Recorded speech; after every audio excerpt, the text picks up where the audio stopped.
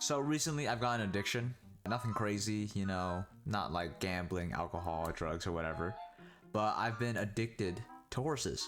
Not your regular kind of horses, more something like...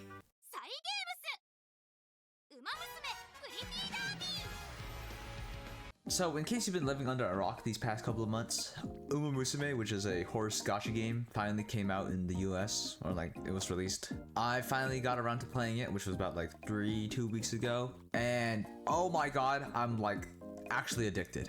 This is like all I ever talk about with my friends. This is all I ever really play. Well, not really, but I play this a lot. Okay, I'd wake up, I'd boot up the game on my phone, and I'd do one of the runs, which is like the careers, and then I'd close it and play it later in the day. That's just how my day is going currently. Okay, I've already played one. I'll probably have something on screen. It probably won't be that good because honestly, I'm not that good at this game yet. I'm really hoping I do get better, but there's like a lot of other stuff that I don't know about, like skills, you know, like the best type of card to use during what or whatnot, and like what the cards do. I still don't know about all that. I kind of just race horses. Okay, that's kind of where I'm at right now, and it's very fun. I've been talking about this like every day with my friends, and whenever I bring up something, it probably has something to do with that. But yeah, I'm not really here to give like a guide or anything. Kind of just gonna talk about how much I've been playing and, you know, my thoughts about the game. So if you're looking for a guide, then I don't know, you've come to the wrong place because it's titled, yeah. But anyways, if you don't know, Uma Musume, horse gacha, okay, simple, very easy, gacha game. Wow, not surprised. But the whole point of the game is to train the horses and race them.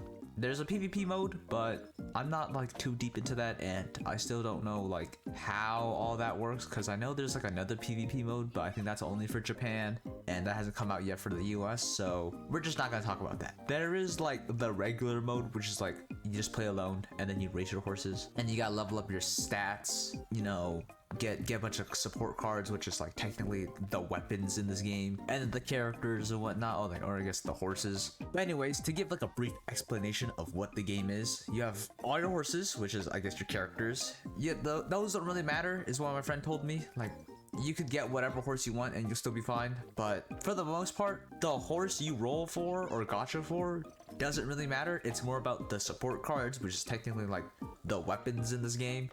Okay, so I don't really want to like giga misinformation, but sometimes the horses do matter because there's different lengths of, you know, track they run, and if you don't have like the spark, which is how you can boost their other like stats and whatnot to a different level, then using a horse that's like specific for either like a sprint run or a long run or whatever, then that'll be where the horses matter.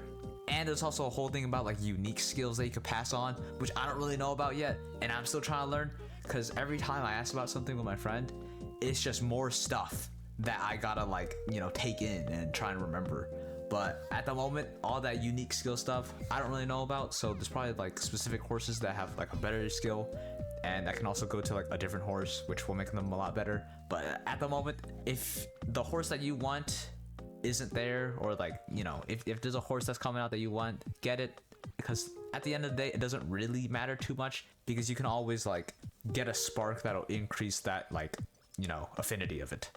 But yeah, it doesn't matter too much, but it can, and depending on like its unique skill, I think it'll matter more, but I don't know about that yet. But yeah, so those are what matters, okay? And I spent about 12 to 15 hours, because I started like 3 weeks ago, which was when like the best card in the game, which is Kitasan Black, when that came out, or like a bit after, and that's when I started, okay?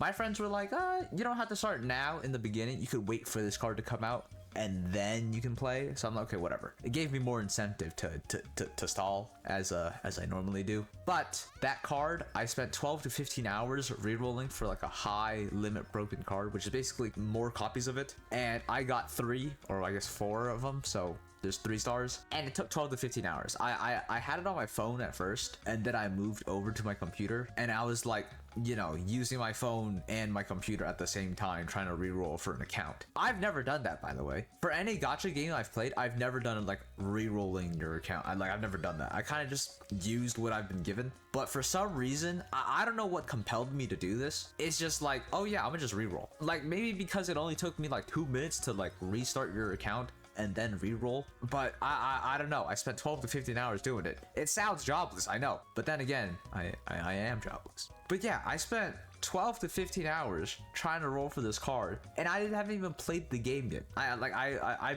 played the tutorial, and that was it. Like one time, because then I just skipped it afterward. But that's all I did. All I did was do the tutorial. I didn't even like try playing it before re-rolling. So I had no idea if I actually really liked the game or not. Thank God I do, because if not, that was like 12 to 15 hours gone. But yeah, you rolled for that card, which is, you know, your support cards or whatever. And then you'd use that, which is like to boost stats when you do your career runs, which is basically how you actually play the game. And then you have 5 different stats you train, and there's also 5 different, or no, I think 6 different cards.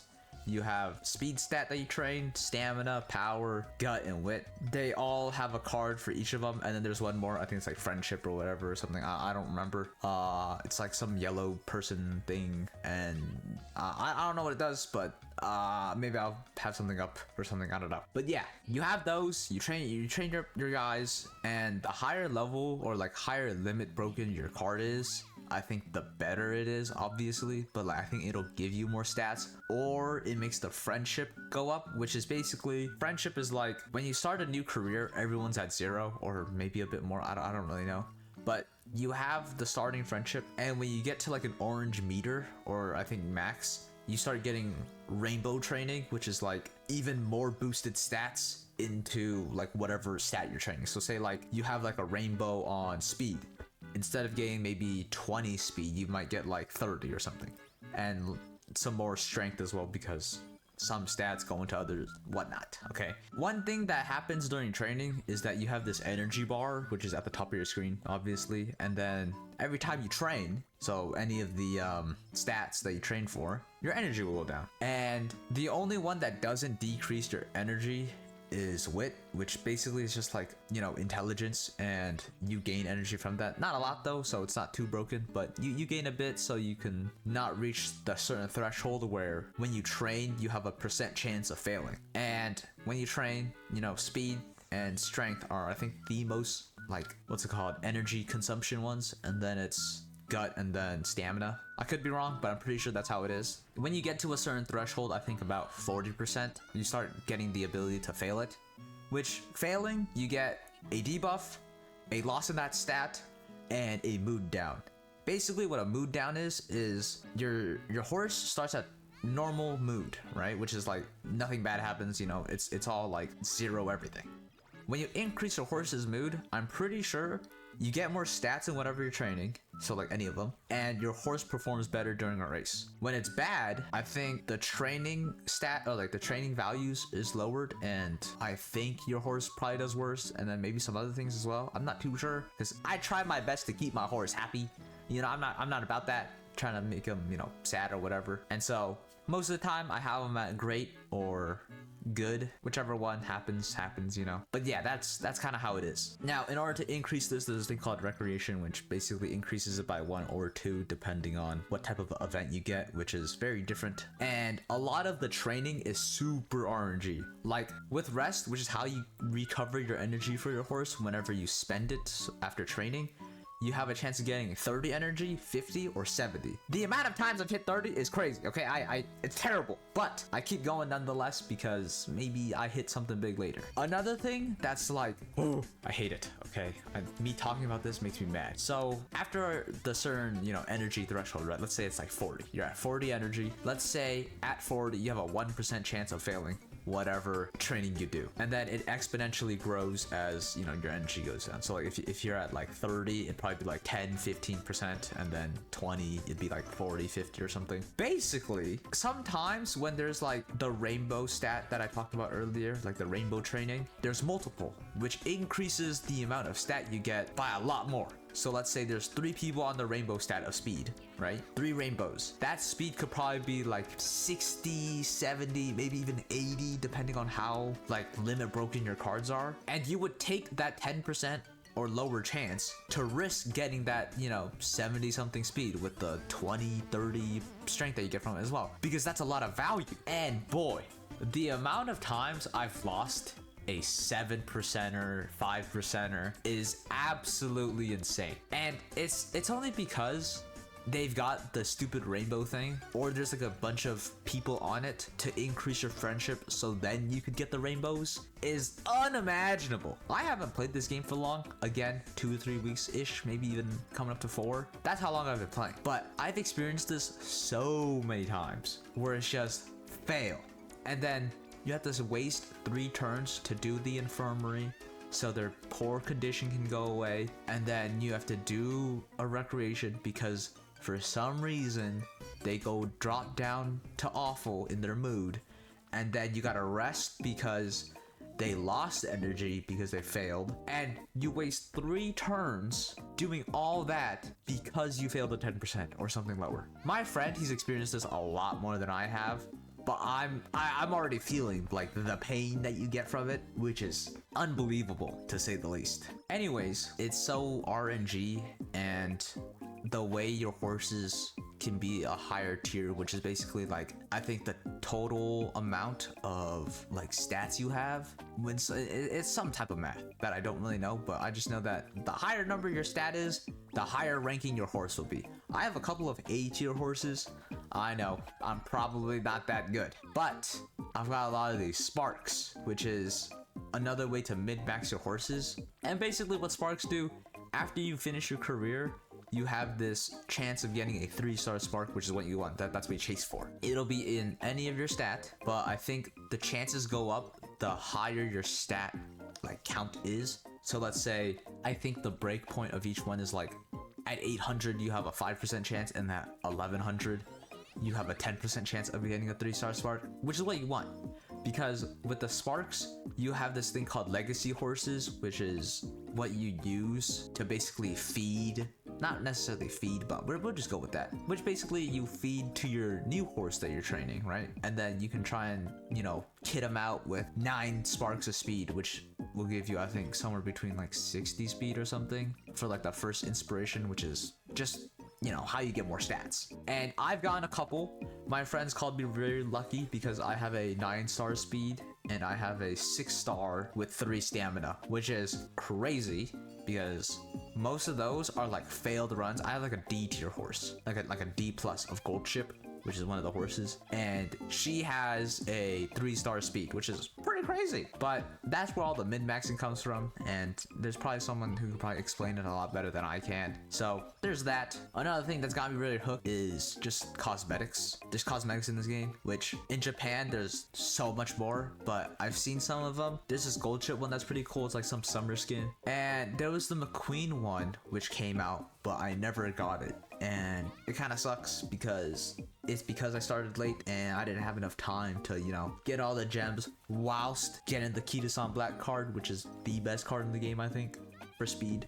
Anyways, I know this is all over the place, but to go back on like my little addiction rant and how, you know, I'd wake up, play the game. At one point, I think I was hooked on like really crazy, where I'd watch one of the final races while I was showering. I know it sounds weird, but you know, I watched the end races, which were, I guess, the Uma finale ones, because for the most part the career ones I knew I could like kind of pass, but the Uma finale ones are where like I think it really matters because they give you 40, like plus 40 in all stats if you were to beat them all, which is really good because that's like 200 total. And then they also give you skill points, so you get more rating and more skills, obviously.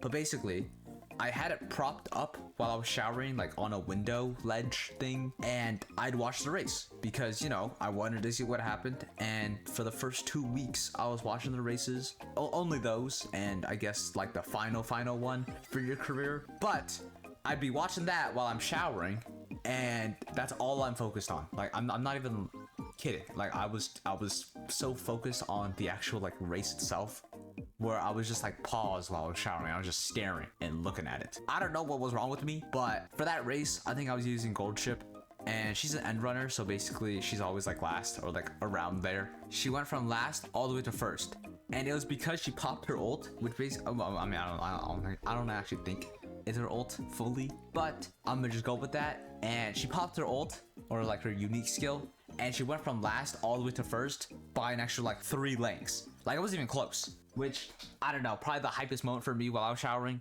Pretty crazy, I know, but I guess it just shows like me being, I guess, I don't know, addicted or something. But for the most part, I think I've played it almost every day before I go to bed. Like I'd either start a run, finish a run, or like do half and then play, or like the next day after. It all depends, because I'm not trying to cap out on my energy, because when you cap out on your energy, right, which is like a separate stat, which is like your own energy, you have like 100, you get like less races, which makes you have less chances of getting your 3-star sparks, which is how you like mid-max in this game. And you need to, because there's like this whole PvP mode where I think that the higher rank you are, the more gems you get, which, hey, I mean, if I can get more gems somehow, I'll take it. Because right now, I think I'm just saving. I don't have too much to spend on, and there's not really any character that I want recent, as of recent, so kind of just waiting.